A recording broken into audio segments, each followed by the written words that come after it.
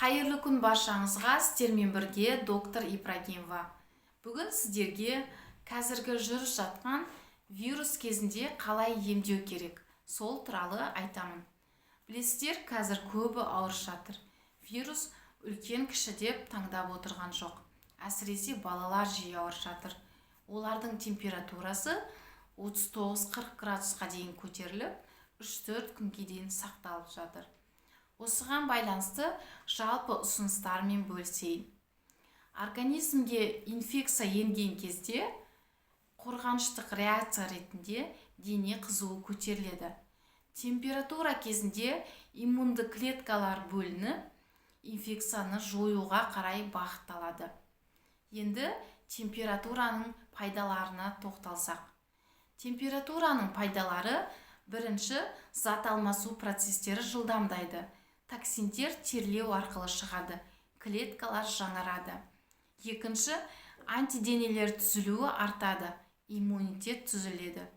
Үшінші, дене қызуы 38-39 градусқа көтерілгенде ағзада табиғи интерферондар бөліне бастайды.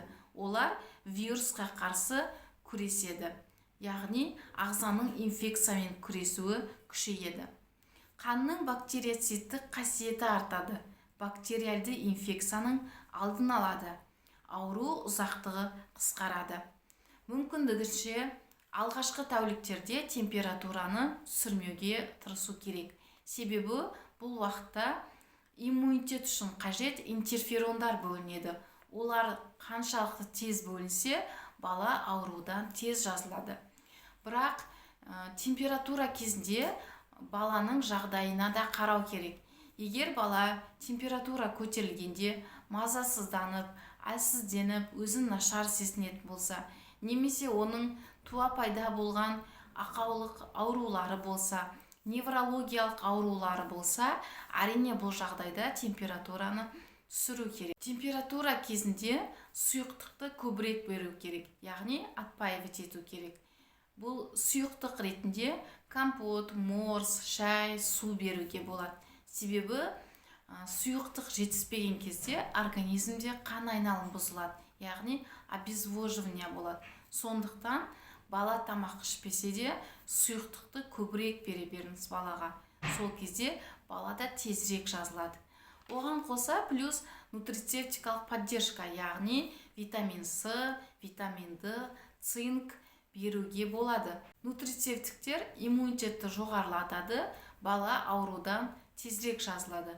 Вирусты инфекция кезінде антибиотик берудің қажеті жоқ. Себебі антибиотиктер бактерияға қарсы күреседі. Вирусқа ол көмектеспейді. Әрине бұл жағдайда иммунитетті күшейту керек. Сол кезде бала аурудан тез жазылады. Егер сізде иммунитетіңіз төмен болса, жиі ауыратын болсаңыз, қандай витаминдерді ішуді білмесеңіз, онда менің ақылы консультацияма жазылсаңыз болады. Және менің Instagram аккаунтыма жазылуды ұмытпаңыз.